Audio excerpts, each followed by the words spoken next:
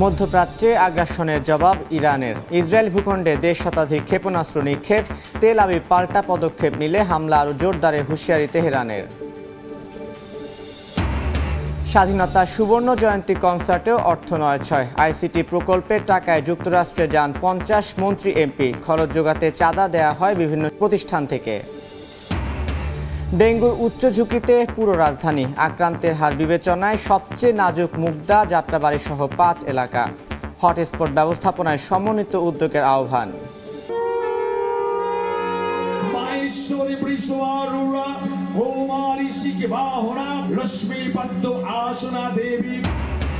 শুভ মহালয়ার মধ্য দিয়ে দুর্গা উৎসবের ক্ষণ গণনা শুরু। কৈলাস থেকে মর্তে দেবী, চণ্ডী পাঠে মণ্ডপে মণ্ডপে আবাহন। সাম্প্রদায়িক সম্প্রীতি বজায় রাখার আহ্বান।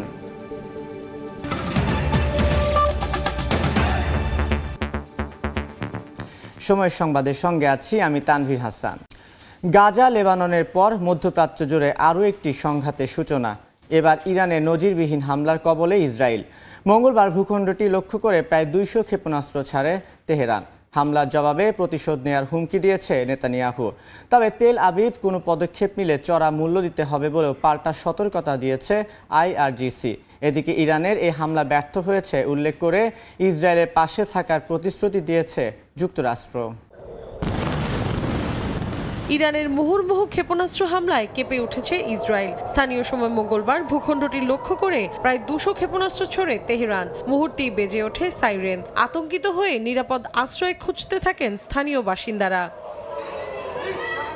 হামলায় ক্ষতিগ্রস্ত হয়েছে বেশ কয়েকটি স্থাপনা। চলতি বছরের শুরুতে হামাস নেতা ইসমাইল হানিয়া, গত সপ্তাহে হিজবুল্লাহ নেতা নাসরাল্লাহর হত্যার প্রতিবাদে এ হামলা চালানো হয়েছে বলে দায় স্বীকার করেছে ইরান।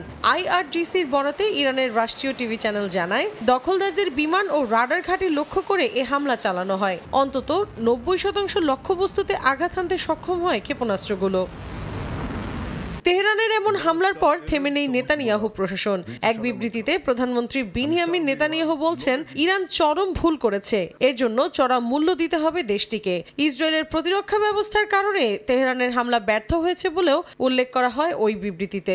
সময় মতো উপর্যুপরি জবাব দেওয়ার হুঁশিয়ারি দিয়েছে ইসরায়েলের প্রতিরক্ষা বাহিনীও। এদিকে ইসরায়েলকে আগাম সতর্ক করেছে তেহরানও। তেল আবিব পাল্টা ক্ষেপণাস্ত্র নিক্ষেপ করলে বড় ধরনের হামলার মুখে পড়বে বলে হুঁশিয়ারি দিয়েছে ইরানের বিপ্লবী গার্ড আইআরজিসি। ইরানের হামলার পরপরই বিবৃতি দিয়েছে ইসরায়েলের সবচেয়ে বড় মিত্র দেশ যুক্তরাষ্ট্র।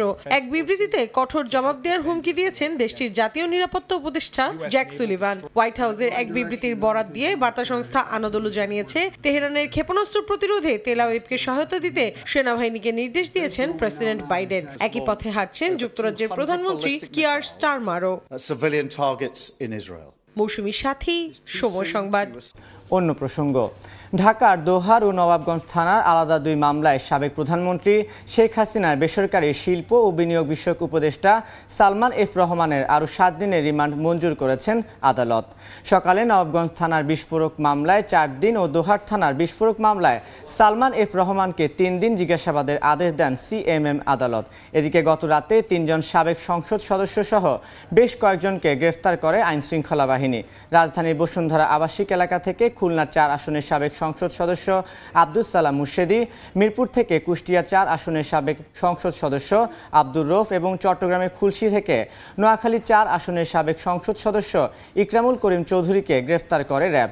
এছাড়া রাতে সাবেক প্রধানমন্ত্রী শেখ হাসিনার মুখ্য সচিব ও উপদেষ্টা কামাল নাসির চৌধুরী, সাবেক যুব ও ক্রীড়া সচিব মেজবাহ উদ্দিন আহমেদ, এক্সিম ব্যাংক ও বিএবির সাবেক চেয়ারম্যান নজরুল ইসলাম মজুমদার এবং বসুন্ধরা গ্রুপের কোঅর্ডিনেটর আদনানকে গ্রেফতার করেছে ঢাকা মহানগর গোয়েন্দা পুলিশ।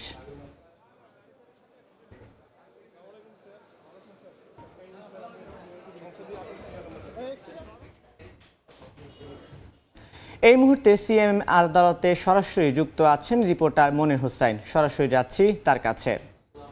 ঢাকা জেলার দুটি বিস্ফোরক মামলায় সাবেক প্রধানমন্ত্রী শেখ হাসিনার বেসরকারি শিল্প ও বিনিয়োগ উপদেষ্টা সালমান এফ রহমানের আরও 7 দিনের রিমান্ড মঞ্জুর করেছে সিজিএম আদালত। আজ সকালে তাকে আদালতে তোলা হয়। আদালতে তোলার পরে সেখান থেকে সেই 7 দিনের রিমান্ড মঞ্জুর করা হয়। ঢাকা জেলার নবাবগঞ্জ থানার যে বিস্ফোরক মামলা, সেই মামলায় সালমান এফ রহমানের 4 দিনের রিমান্ড এবং দোহার থানায় যে মামলা ছিল সেই মামলায় 3 দিনের রিমান্ড মঞ্জুর করেছেন বিচারক।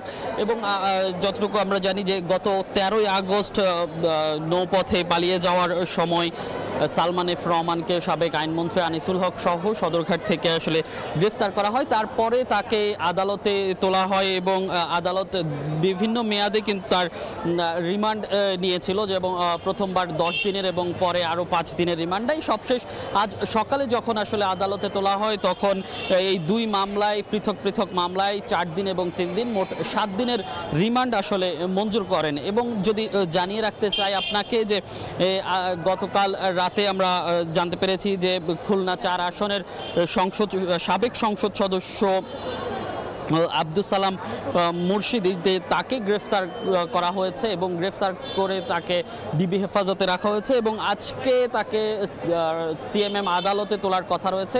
সকাল পর্যন্ত আমরা এখানে আছি, এখানে সকাল পর্যন্ত যেহেতু আদালতে তোলা হয়নি, ধারণা করা হচ্ছে দুপুর নাগাদ আসলে তাকে তোলা হতে পারে। এবং সেই সঙ্গে যে এক্সিম ব্যাংকের সাবেক চেয়ারম্যান নজরুল ইসলাম মজুমদারকেও গ্রেফতার করা হয়েছে রাতে এবং বসুন্ধরা আবাসিক এলাকা থেকে তাকে গ্রেফতার করা হয়। গ্রেফতারের পর ডিবি হেফাজতে নেওয়া হয়েছে বলে আমরা যতটুকু জানতে পেরেছি এবং তারপরে তাকেও আসলে আজকে আদালতে তোলা হবে বলে জানা গেছে। এবং যেটা আমরা দেখতে পেয়েছি গত 5 আগস্ট শেখ হাসিনা সরকারের পতনের পর যেই রাজনৈতিক ব্যক্তিবর্গ আছে তারা বিভিন্ন সময় বিভিন্ন জায়গা থেকে গ্রেফতার হয়েছে এবং সেই সঙ্গে যেই ব্যাংক খাতের যেসব উচ্চ পর্যায়ের কর্মকর্তারা আছে তারাও আসলে গ্রেফতার হতে দেখেছি এবং সেই ধারাবাহিকতায় গত রাতে গ্রেফতার হয়েছে এক্সিম ব্যাংকের সাবেক এই চেয়ারম্যান, তাকেও আসলে আদালতে তোলা হতে পারে বলে আমরা এখন পর্যন্ত জানতে পেরেছি। তো রাজধানীর সিএমএম আদালত প্রাঙ্গণ থেকে এই ছিল আমার কাছে সবশেষ। এতক্ষণ সরাসরি যুক্ত ছিলাম সিএমএম আদালতে। পুলিশ থেকে সংসদ সদস্য, গত 15 বছরে পরিবারের সদস্যদের নিয়ে নামে বেনামে হাজার কোটি টাকার সম্পদ গড়েছেন বগুড়া 5 আসনের সাবেক এমপি হাবিবুর রহমান। তদন্ত করে প্রয়োজনীয় ব্যবস্থা নেওয়ার দাবি এলাকাবাসীর, আর শিগগিরই ব্যবস্থা নেওয়ার আশ্বাস দুদকের। শাহাদুল ইসলামের ছবিতে আব্দুল আওয়ালের রিপোর্ট। টিনের আধাপাকা বাড়িটি অবসরপ্রাপ্ত পুলিশ সুপার হাবিবুর রহমানের। বগুড়া 5 আসন থেকে 2009 সালে সংসদ সদস্য নির্বাচিত হওয়ার পর রাতারাতি কোটিপতি বনে যান তিনি। 2014 ও 2018 সালের নির্বাচনেও একই আসন থেকে সংসদ সদস্য নির্বাচিত হন তিনি। এলাকাবাসীর অভিযোগ, সংসদ সদস্য হওয়ার পর ছেলে আসিফ ইকবালকে সঙ্গে নিয়ে সম্পদের পাহাড় গড়েন হাবিবুর রহমান। ধনুটের জালসুকায় আদিবাড়ির পাশে 70 বিঘা বিলবাইসা দখল করে তার সঙ্গে 150 বিঘা জমি নিয়ে গড়ে তোলেন বাবু সিটি পার্ক। এছাড়া ধনুট শহরে 21% জায়গার ওপর বাণিজ্যিক ভবন, শেরপুরের সনকায় 50 বিঘা জমির আসিফ ব্রিক ফিল্ড, শেরপুর শহরের দুবলাগাড়িতে 30 বিঘার উপরে নির্মাণ করেছেন বাগান বাড়ি ও হিমাগার। অভিযোগ উঠেছে এসব শত কোটি টাকার সম্পদের বাইরেও তার আছে দেশ বিদেশে আরো হাজার কোটি টাকার অবৈধ সম্পদ। এসব সম্পদের উৎস তদন্ত করে ব্যবস্থা নেওয়ার দাবি স্থানীয়দের। ওনার যে অর্থ কয় গুণ বেশি হয়েছে আল্লাহ পাক জানে, সেটা যদি কোয়ারি করা যায় তাহলে বোঝা যাবে। এবং ওনার ছেলে শেরপুর ধনুটে গত 3টা টার্মে কোটি কোটি কোটি কোটি টাকা স্কুল কলেজ মাদ্রাসা বালুমহল সহ এবং বিল হাওর থেকে শুরু করে সর্বক্ষেত্রে দখলবাজি। দলীয় কোনো কিছু করতে গেলে সেখানে আমাদের পুলিশ লাঠিয়াল বাহিনী দিয়ে আমাদের উপর অত্যাচার করছে। এমপি হওয়ার আগে তার বাড়ি জালসুকা, তার ওখানে টিন শেড বাড়ি ছাড়া আমরা আর কোনো কিছু ওখানে দেখতে পাই নাই। এমপি হওয়ার পর সে অগাধ সম্পদের মালিক হয়েছেন অন্যায়ভাবে। তার এই দুর্নীতির বিরুদ্ধে আমরা প্রতিবাদ জানাচ্ছি এবং তার বিচার দাবি করছি। দুর্নীতি দমন কমিশন বলছে অবৈধ সম্পদ অর্জনকারীদের বিরুদ্ধে তদন্ত করে ব্যবস্থা নেওয়া হচ্ছে। অবৈধ সম্পদ অর্জনের তথ্য পাওয়া গেলে তাদের বিরুদ্ধে আইনানুগ ব্যবস্থা গ্রহণ করা হবে। প্রধান কার্যালয় থেকে আমাদেরকে তদন্তের নির্দেশ দেয়, তাহলে আমরা এটা তদন্ত করে দেখব। 5 আগস্ট আওয়ামী লীগ সরকার পতনের পর থেকে পরিবারসহ আত্মগোপনে অভিযুক্ত হাবিবুর রহমান বৈষম্য বিরোধী ছাত্র আন্দোলনে হামলা ও নিহতের ঘটনায় তার বিরুদ্ধে একাধিক মামলা হয়েছে। আব্দুল আউয়াল, সময় সংবাদ, বগুড়া। অর্থ নয়ছয়ের অভিযোগ উঠেছে নিউ ইয়র্কে সুবর্ণ জয়ন্তীর কনসার্ট ও রোড শো আয়োজন নিয়ে। সিলিকন ভ্যালি সহ 4টি স্থানে রোড শোর সিদ্ধান্ত হলেও নিউ ইয়র্ক ছাড়া হয়নি অন্য কোথাও। শর্ত লঙ্ঘন করে কাজ শুরুর আগেই ঠিকাদারকে চুক্তির পুরো অর্থই অগ্রিম দেওয়া হয়েছে। প্রকল্পের টাকায় যুক্তরাষ্ট্রে নেওয়া হয় মন্ত্রী, এমপি সহ 50 জনকে। আর মা, বোন, স্ত্রী, সন্তান নিয়ে যান সাবেক প্রতিমন্ত্রী পলক সহ অন্য আমলারা। এসব বিষয়ে বিস্তারিত জানাতে রাজি হননি হাইটেক পার্কের তৎকালীন এমডি বিকর্ণ কুমার ঘোষ। শুভ খানের রিপোর্ট। স্বাধীনতার সুবর্ণ জয়ন্তী উদযাপনে বাংলাদেশ হাইটেক পার্কের উদ্যোগে 2022 সালের 6 মে নিউ ইয়র্কের ম্যাডিসন স্কয়ার গার্ডেনে অনুষ্ঠিত হয় গোল্ডেন জুবিলি বাংলাদেশ কনসার্ট। আয়োজন করা হয় রোড শোর। সরকারি আদেশ অনুসারে এই আয়োজনে অংশ নিতে 71 জনের বহর যায় নিউ ইয়র্কে। এর মধ্যে ছিলেন সাবেক মুক্তিযুদ্ধ বিষয়ক মন্ত্রী মোজাম্মেল হক, প্রতিমন্ত্রী পলক, সংসদ সদস্য নাহিদ এজাহার, নুরুল আমিন, অপরাজিতা হক, পলকের পিএস সাইফুল ইসলাম, পিএ সাদ্দাম, পিও রাকিবুল, একরামুল সহ 50 জন আমলা। তাদের সব ব্যয় বহন করা হয় আইসিটি বিভাগ, হাইটেক পার্ক এবং সংস্থাগুলোর অধীন 7 প্রকল্প থেকে। সর্বনিম্ন 6 থেকে সর্বোচ্চ 14 দিন পর্যন্ত যুক্তরাষ্ট্রে অবস্থান করেন তারা। প্রকল্পের অর্থে ভ্রমণ বিলাস কেন, তার সদুত্তর দিতে পারেননি হাইটেক পার্কের তৎকালীন এমডি বিকর্ণ কুমার ঘোষ। সেই সময় ডেফিনেটলি যৌক্তিক বলেই মাননীয় প্রধানমন্ত্রীর কার্যালয় অনুমোদন দিয়েছে। তো এখন একই জিনিস, কেউ হয়তো দেখবে যে এটা পজিটিভ, আবার কেউ হয়তো নেগেটিভও দেখতে পারে।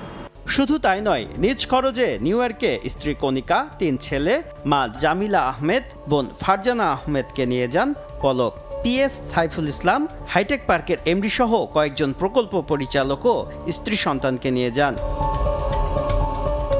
এখানেই শেষ নয়, কনসার্ট ও রোড শো আয়োজন করতে 34 কোটি 12 লাখ টাকায় বাংলাদেশি প্রতিষ্ঠান মেইন স্প্রিং লিমিটেডের সঙ্গে চুক্তি করে হাইটেক পার্ক কর্তৃপক্ষ, যার মধ্যে আইসিটি বিভাগ দেয় প্রায় 20 কোটি টাকা। হাইটেক পার্ক সূত্র বলছে, এই অনুষ্ঠানের খরচ যোগাতে বিভিন্ন প্রতিষ্ঠান থেকে বিপুল অর্থ চাঁদা নেওয়া হয়। ওয়ালটন, সিটি ব্যাংক সহ 10 প্রতিষ্ঠান দিয়েছে 15 কোটি টাকা। চুক্তি তো ডেফিনেটলি একজন সরকারের পক্ষে যে কোনটা একজন করবেই। তো আমাকে যেহেতু দায়িত্ব দেওয়া হয়েছিল, সুতরাং আমি সরকারের পক্ষে স্বাক্ষর করেছি। অনুসন্ধানে দেখা যায় মেইন স্প্রিং লিমিটেড নিজেরা না করে কাজটি যুক্তরাষ্ট্র ভিত্তিক পারাসা এন্টারটেইনমেন্টের কাছে হস্তান্তর করে। চুক্তির শর্ত অনুযায়ী ব্যাংক গ্যারান্টি পেলে মেইন স্প্রিংকে চুক্তি মূল্যের 50% অর্থ অগ্রিম দেওয়া যাবে। তবে নথিপত্রে দেখা যায় 2 দফায় মেইন স্প্রিংকে অগ্রিম দেওয়া হয়েছে $40,48,251 বা চুক্তির পুরো অর্থ। খোঁজ নিয়ে জানা গেছে, ম্যাডিসন স্কয়ার গার্ডেন ভাড়া ও শিল্পীদের সম্মানী সহ কনসার্ট আয়োজনে সব মিলিয়ে $11 লাখ খরচ হতে পারে। New York, Boston, Washington DC ও সিলিকন ভ্যালিতে রোড শোর সিদ্ধান্ত হলেও আয়োজনটি হয়েছে শুধু নিউ ইয়র্কে। তাহলে এত অর্থ খরচ হলো কিভাবে? এই প্রশ্নের উত্তর দিতে অপারগতা প্রকাশ করেন বিকর্ণ কুমার ঘোষ।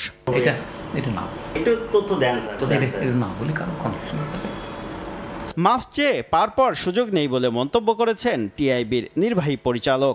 সাথে যারা জড়িত ছিলেন তাদেরকে কিন্তু চিহ্নিত করা সম্ভব, চিহ্নিত করে তাদেরকে জবাবদিহিতে আয়ত্তে আনা সম্ভব, মূলত এই কারণে যে রাষ্ট্রীয় সম্পদ অপচয় হয়েছে, আত্মসাৎ হয়েছে। কারাগারে থাকায় এ বিষয়ে কথা বলা যায়নি জুনায়েদ আহমেদ পলকের সঙ্গে। শুভ খান, সময় সংবাদ, ঢাকা। সময় সংবাদে আরও থাকছে, পোশাক শ্রমিকরা কাজে যোগ দেয়, গাজীপুরে কর্মচাঞ্চল্য, সাভার আশুলিয়ায় আজও অস্থিরতা, নবীনগর চন্দ্রা মহাসড়ক অবরোধ, যান চলাচল ব্যাহত।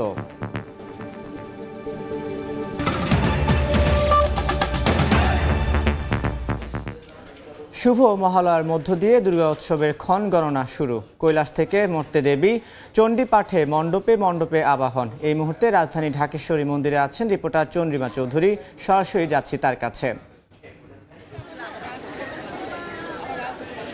বাঙালি সনাতন ধর্মাবলম্বীদের বহু প্রতীক্ষার ক্ষণ শেষ হয়ে আজ মহালয়া। ভোর থেকে কিন্তু চণ্ডীপাঠ হচ্ছিল ঢাকেশ্বরী মন্দিরে। এই মুহূর্তে আমি আছি, দেখতে পাচ্ছেন যে এখানে কিন্তু ভক্তরা অপেক্ষা করছেন এবং ভোরে চণ্ডীপাঠ শেষে কিন্তু হয়েছে যে পূর্বপুরুষ যারা আছেন তাদের উদ্দেশ্যে জল ও তর্পণ দেওয়া হয়েছে, তাদের আত্মার শান্তি কামনা করা হয়েছে এবং সমস্ত জীবের উদ্দেশ্যে কিন্তু শান্তি কামনা করা হয়েছে। একই সাথে যারা স্বর্গলোকে আছেন তাদের উদ্দেশ্যে কিন্তু পিণ্ডদান করা হয়েছে। এখন যেটা চলছে ঢাকেশ্বরী মন্দিরে, এখন মহালয়ার বিশেষ পূজা অর্চনা চলছে এবং এই মুহূর্তে যদি আমি আপনাদের একটু দেখাই যে পূজা কিন্তু শেষ করে এখন যজ্ঞ শুরু হবে। যজ্ঞের পরে কিন্তু আরতি এবং আরতির পরে সকলে যারা অঞ্জলি দেবেন, উপোস আছেন তারা অঞ্জলি দেবার জন্য অপেক্ষা করছেন ভক্তরা এবং এখানে কিন্তু যজ্ঞের সেই আয়োজন এবং সেই প্রিপারেশনই নেওয়া হচ্ছে। পুরোহিত এখানে এসে পৌঁছেছেন এবং এটাই কিন্তু মহালয়ার আসলে মূল আনুষ্ঠানিকতা যদি আমি বলতে চাই। একই সাথে একটু জানিয়ে রাখতে চাই, এবার কিন্তু দেবী দুর্গা মর্তলোকে আগমন তার দোলায় এবং তিনি কিন্তু কৈলাসে ফেরত যাবেন ঘটকে চড়ে। এটি কিন্তু শাস্ত্রমতে যেটা বলা হচ্ছিল যে এটি কিন্তু একটি আসনির সংকেত। এবার একই সাথে আমরা ভক্তদের সাথে কথা বলে যেটা জানতে পেরেছি, তারা বলছিলেন যে এর মধ্যেও তাদের কামনা আসলে অসুর বিনাশিনী দেবী দুর্গা সকল অসুর বিনাশ করে সকলের মনের অশুভ শক্তি বিনাশ করে আসলে শুভ শক্তিকে পালন করবেন এবং এই সমস্ত পৃথিবীতে শান্তি প্রতিষ্ঠা হবে। একই সাথে আমরা যদি একটু জানিয়ে রাখতে চাই যে এইখানে কিন্তু ভোর থেকেই কিন্তু ভক্তরা সমাগম শুরু করে দিয়েছিলেন এবং এর আগে কিন্তু ভোরের দিকে আরও ভক্তে এই পুরো জায়গাটি একদম ভরপুর ছিল। এখন কিন্তু অনেকেই কমে এসেছেন। একই সাথে কিন্তু এখন যে পূজাটি চলছে এরপরে কিন্তু তারা অঞ্জলি দেবার জন্য অপেক্ষা করছেন এবং এরই মাধ্যমে কিন্তু সনাতন ধর্মাবলম্বীদের যে প্রতীক্ষার ক্ষণ গণনা শেষ করে দেবী দুর্গার মর্তলোকে আগমন হয়েছে এবং এরই মাধ্যমে কিন্তু চারিদিকে একটি অন্যরকম রব রব ভাব চলে এসছে। এই ছিল আমার কাছে ঢাকেশ্বরী মন্দির থেকে সর্বশেষ। এতক্ষণ সরাসরি যুক্ত ছিলাম ঢাকেশ্বরী মন্দিরে। আজও সাভারের আশুলিয়ায় নবীনগর চন্দ্রা মহাসড়ক অবরোধ করে রেখেছেন তৈরি পোশাক কারখানার শ্রমিকরা। সে খবর জানাতে বাইপালে আছেন মোজাফফর হোসেন জয়, সরাসরি যাচ্ছি তার কাছে। আমি রয়েছি আশুলিয়া শিল্পাঞ্চলের নবীনগর চন্দ্রা মহাসড়কের বাইপাল থেকে নবীনগরের মাঝামাঝি স্থানে। আপনারা দেখতে পাচ্ছেন যে তীব্র যানজটে গত 3 দিন ধরে 48 ঘন্টার বেশি সময় ধরে কিন্তু আজকে এখানে শ্রমিকদের অবরোধের কারণে কিন্তু নবীনগর চন্দ্রা মহাসড়কে তীব্র যানজট রয়েছে এবং এই 3 দিনে কিন্তু কোনো প্রভূত উন্নতি সাফল্য হয়নি, মণ্ডিত কিছুই দেখা যায়নি। মূলত শ্রমিকরা বলছেন যে তাদের যে দাবি দেওয়া মূলত একটি কারখানাকে কেন্দ্র করেই যে বার্স গ্রুপ অফ কোম্পানি রয়েছে, সেই বার্স গ্রুপ কোম্পানির যে শ্রমিকদের বকেয়া বেতন এবং আনুষঙ্গিক পাওনাদি রয়েছে, সেই পাওনাদির ব্যাপারে কিন্তু মালিক পক্ষ প্রশাসনের পক্ষ থেকে কেউ তাদের কাছে পৌঁছেনি এবং আলোচনায় বসেনি। বিধায় কিন্তু তারা আজকে এই 3 দিন ধরে কিন্তু তারা এই অবরোধ কর্মসূচি পালন করে যাচ্ছে। নবীনগর চন্দ্রা মহাসড়কের মূলত নবীনগর চন্দ্রা মহাসড়কের বাইপাল থেকে মূলত জাহাঙ্গীরনগর পর্যন্ত এই তীব্র যানজটের সৃষ্টি হয়েছে। একই সাথে কিন্তু আপনার চন্দ্রা থেকে কিন্তু বাইপাল পর্যন্ত উভয় পাশে কিন্তু যানজট রয়েছে। আমরা দেখতে পাচ্ছি যে গত 3 দিন ধরেই যানবাহনগুলো আটকা পড়ে আছে। রপ্তানিযোগ্য যে গোডস বা মালামাল রয়েছে, সেই মালামালগুলো পরিবহন করে যে পরিবহনগুলো, সেগুলো 3 দিন ধরে একই জায়গায় পড়ে আছে। একই সাথে কিন্তু এই সড়কটিতে যাতায়াত করতে না পারায় কিন্তু উত্তরবঙ্গ থেকে ছেড়ে আসা যে পরিবহনগুলো রয়েছে, প্রায় 34টি জেলার সাথে উত্তরবঙ্গের সাথে রাজধানীর সাথে এই রাস্তা সড়কটি দিয়ে যোগাযোগ হয়ে থাকে। এই যোগাযোগের একমাত্র যে রাস্তাটি রয়েছে সেটিও বন্ধ থাকায় কিন্তু উত্তরবঙ্গের সাথে রাজধানীর যে সড়ক, সেই যোগাযোগ কিন্তু সম্পূর্ণ 3 দিন ধরে বন্ধ রয়েছে। একই অবস্থা বিরাজ করছে, স্থানীয়ভাবেও মানুষ যাতায়াত করতে পারছে না, ফলে মানুষের মধ্যে একটি ক্ষোভ প্রকাশ পাচ্ছে এবং তারা বলছেন যে 3 দিন ধরে যে শ্রমিকদের বিক্ষোভ কর্মসূচি চলছে এবং সড়ক অবরোধ চলছে তার আশু সমাধান কেন হচ্ছে না, এই দাবিতেই কিন্তু পরিবহন শ্রমিক এবং সাধারণ মানুষ ক্ষোভ প্রকাশ করছে। আমরা কথা বলেছিলাম শ্রমিকদের সাথে, তারা বলছেন যে মূলত মালিক পক্ষের কেউই তার সাথে যোগাযোগ করেনি, এমনকি বিজিএমই, বিকেএমই অথবা প্রশাসনের পক্ষ থেকেও কোনো আশ্বাস তারা পাচ্ছেন না। ফলে যে পর্যন্ত তারা কিন্তু এই আশ্বাস না পাচ্ছেন সে পর্যন্ত কিন্তু তারা তাদের এই আন্দোলন কর্মসূচি অব্যাহত রাখবেন এবং এর ফলেই কিন্তু এখানে যে সমস্যাটি দেখা দিয়েছে মূলত 3 দিন ধরে কিন্তু কর্মসূচি অব্যাহত রেখেছে শ্রমিকরা, যার ফলে চরম দুর্ভোগে আছে এই অঞ্চলের বাসিন্দারা। তো আরো শ্রমিকদের বিষয়ে আরো তথ্য জানতে আমরা চলে যাব গাজীপুরের ভোগরাতে রয়েছেন সহকর্মী রাজিবুল হাসান।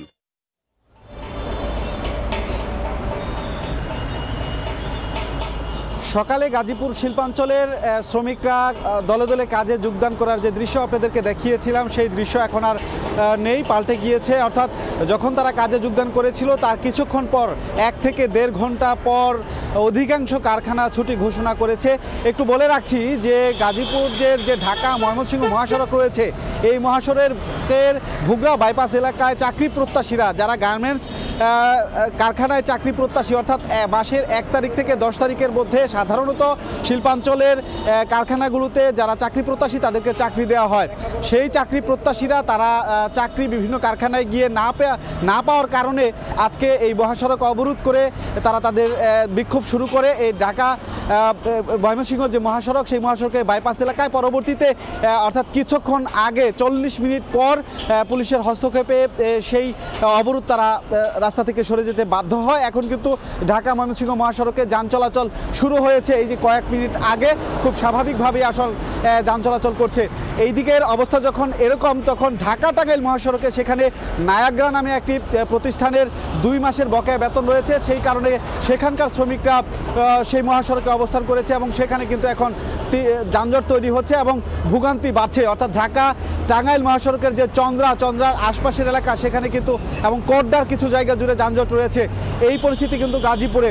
এছাড়া কিছুক্ষণ আগে আমরা দেখেছি যে গাজীপুরের চান্দনা চৌরাস্তা থেকে জয়দেবপুরের যে সড়ক সেই জয়দেবপুর সড়কের মাঝামাঝি জায়গায় নলজানিতে বেশ কিছু আসলে কম বয়সী বালক তারা আসলে এখানে কিছুটা জটলা পাকিয়ে মিছিল করলে আশপাশের যেসব কারখানা সে সকল কারখানায় আসলে আতঙ্কিত হয়ে তারা ছুটি ঘোষণা করে এবং শ্রমিকরা তাদের কর্মস্থল থেকে বের হয়ে যার বাসা বাড়িতে চলে গিয়েছে।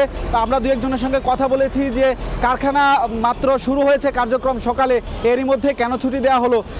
তখন 2 একজন শ্রমিক এবং যারা সংশ্লিষ্ট তারা আমাদেরকে জানিয়েছেন যে আশপাশে যেহেতু দেখা যাচ্ছে যে শ্রমিক কিংবা যারা আসলে রাস্তায় নেমেছে তারা একটু আতঙ্কিত হয়ে তাদের কারখানা ছুটি ঘোষণা করা হয়েছে। মূলত এই পরিস্থিতি গাজীপুরে এখন বিরাজ করছে। একটু বলে রাখছি ঢাকা ময়মনসিংহ মহাসড়কে কিন্তু এই মুহূর্তে গাড়ির চাপ রয়েছে, তবে সেটিও কাটিয়ে ওঠা সম্ভব বলে ট্রাফিক পুলিশ আমাদেরকে জানিয়েছে। এই মুহূর্তে ঢাকা ময়মনসিংহ মহাসড়কে আসলে কোনো অবরোধ নেই, তবে ঢাকা টাঙ্গাইল মহাসড়কে অবরোধ রয়েছে। মোটামুটি এই ছিল শিল্পাঞ্চল থেকে আমার কাছে থাকা সবশেষ তথ্য। এতক্ষণ সরাসরি যুক্ত ছিলাম গাজীপুর এবং আশুলিয়ায়। ময়মনসিংহে ব্রহ্মপুত্র এক্সপ্রেস ট্রেনের লাইনচ্যুত বগি উদ্ধার ও ক্ষতিগ্রস্ত রেললাইন সংস্কার সম্পূর্ণ হয়েছে। 8.5 ঘন্টা পর স্বাভাবিক হয়েছে ঢাকা ময়মনসিংহ রুটে রেল চলাচল। সকাল 5:45টার দিকে ক্ষতিগ্রস্ত লাইন সংস্কারের পর ট্রেন চলাচল সচল হয়। এর আগে মঙ্গলবার রাত 9:20 দিকে ব্রহ্মপুত্র এক্সপ্রেস ট্রেনটি ত্রিশালের ধলা স্টেশনে এলাকায় অতিক্রম করার সময় লাইনচ্যুত হয়। এতে বন্ধ হয়ে যায় ঢাকা ময়মনসিংহ রেলপথে ট্রেন চলাচল। পরে লাইনচ্যুত বগিটি উদ্ধার করার পর রাত 2:15টায় ট্রেনটি দেওয়ানগঞ্জের উদ্দেশ্যে ছেড়ে যায়।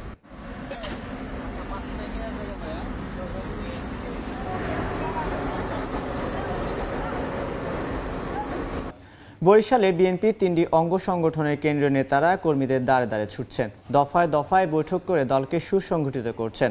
আগামী 7 অক্টোবর পর্যন্ত চলবে এই কর্মযজ্ঞ। যে কোনো অরাজকতা ঠেকাতে এমনকি দলের কেউ যদি অপকর্মে লিপ্ত হয় তার বিরুদ্ধে কঠোর ব্যবস্থা নেওয়ার বার্তা দিচ্ছেন তারা। অপূর্ব অপুর রিপোর্ট।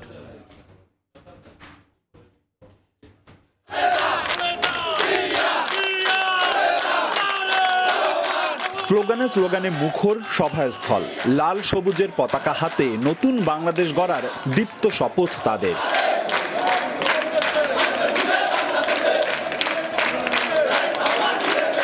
বিএনপির প্রাণশক্তি 3 সহযোগী সংগঠন ছাত্রদল, যুবদল, স্বেচ্ছাসেবক দল। দেশকে নতুন করে সাজাতে তাই সংগঠনগুলোকে পুনর্গঠিত করতে কেন্দ্রীয় নেতারা এখন বরিশাল বিভাগ জুড়ে ছুটে চলছেন। 10 দিনব্যাপী কর্মযজ্ঞে দফায় দফায় বসেন মাঠ কর্মীদের সঙ্গে।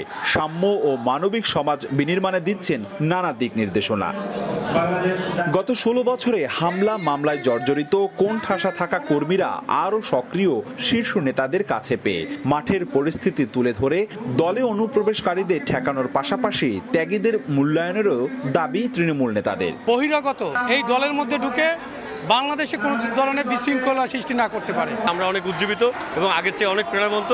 কেন্দ্রীয় নেতারা বলছেন দলের চেয়ারপারসনের বার্তা মাঠের কর্মীদের দিতেই তাদের এই আয়োজন। সুযোগ সন্ধানীদের জায়গা হবে না জানিয়ে জাতীয় নির্বাচনের আগেই দলকে আরও সুসংগঠিত করতে চায় বলে জানান তারা। 5 আগস্টের স্পিরিটের সাথে তাল মিলিয়ে আমরা একটি ইতিবাচক রাজনীতি করতে চাই এবং আমাদের দলের ভারপ্রাপ্ত চেয়ারম্যান এবং ছাত্র দলের সাংগঠনিক অভিভাবক জনাব তারেক রহমানের এই বিশেষ বার্তাটি আমরা তৃণমূলে পৌঁছে দিতে চাই। দলীয় নেতাকর্মীদের কাছে একটাই বার্তা, মানুষের পাশে থাকা, কোনো ধরনের অসাংগঠনিক কাজ আমরা অ্যালাউ করছি না। গত 29 সেপ্টেম্বর ঝালকাঠি থেকে শুরু হয় বরিশাল বিভাগের যৌথ সভা। আগামী 7 অক্টোবরের মধ্যে বিভাগের 6 জেলাতেই পর্যায়ক্রমে হবে এ সভা। অপূর্ব অপু, সময় সংবাদ, বরিশাল। সরকারি প্রকল্পের আকামাধারে কুয়েত প্রবাসীদের জন্য আসছে সুখবর। 5টি শর্ত মেনে নির্দিষ্ট ফি দিয়ে বেসরকারি খাতে আকামা পরিবর্তনের সুযোগ পেতে যাচ্ছেন প্রবাসীরা। কুয়েত থেকে মঈন সুমনের রিপোর্ট। কুয়েতের বিভিন্ন অফিস আদালত, স্কুল, কলেজ, হাসপাতাল বা পৌরসভার পরিচ্ছন্নতা কর্মী সহ বিভিন্ন কোম্পানির অধীনে সরকারি প্রকল্পে চুক্তিভিত্তিক ভিসা নিয়ে দেশটিতে এসে বিপাকে ছিলেন অনেক প্রবাসী।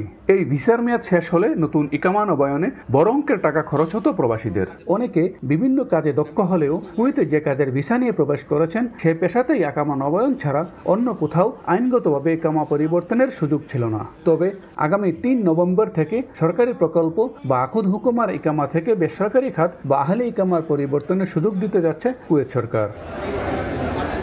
তবে ভিসা পরিবর্তনের ক্ষেত্রে আবেদনকারীকে 350 কুয়েতি দিনার অতিরিক্ত ফি পরিশোধের পাশাপাশি পূরণ করতে হবে 5টি শর্ত। শেষ হতে হবে অন্যান্য চুক্তির মেয়াদ। চুক্তির অধীনে কমপক্ষে 1 বছর অতিবাহিত করতে হবে কর্মীকে। শ্রমিকের প্রয়োজন নেই মর্মে প্রকল্পের সরকারি কর্মকর্তা থেকে চিঠিও প্রদান করতে হবে। লাগবে বর্তমান নিয়োগকর্তার অনুমতি। সরকারি প্রকল্প থেকে বেসরকারি খাতে ইকামা পরিবর্তনের খবরে উচ্ছ্বসিত প্রবাসীরা।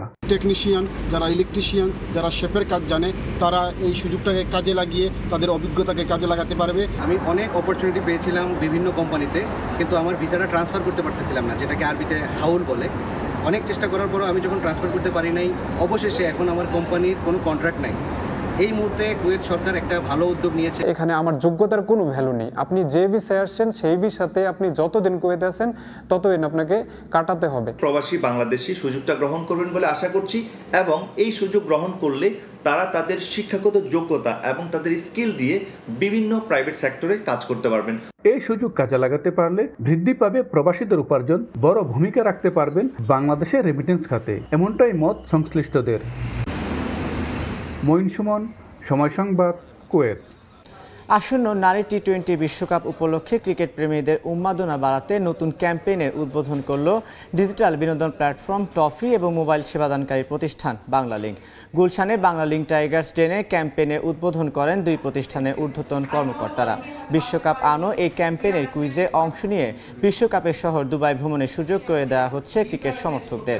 কুইজ প্রতিযোগিতায় বিজয়ী 10 জন পাবেন এই সুবর্ণ সুযোগ। বিজয়ীদের দুবাই ভ্রমণের টিকিট এবং সেখানে 2 দিন থাকার ব্যবস্থা করা হবে প্রতিষ্ঠানের পক্ষ থেকে।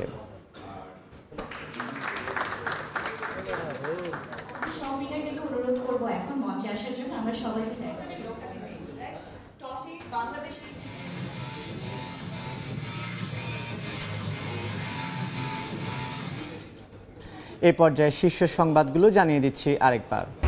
স্বাধীনতার সুবর্ণ জয়ন্তী কনসার্টে অর্থ নয়-ছয়। আইসিটি প্রকল্পের টাকায় যুক্তরাষ্ট্রে যান 50 মন্ত্রী এমপি। খরচ যোগাতে চাঁদা নেওয়া হয় বিভিন্ন প্রতিষ্ঠান থেকে।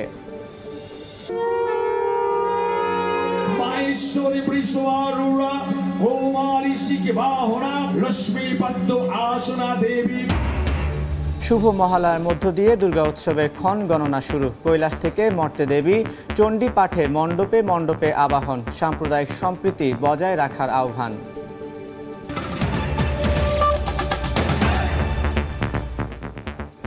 এই ছিল সময় সংবাদে, সঙ্গে থাকুন সময়ের।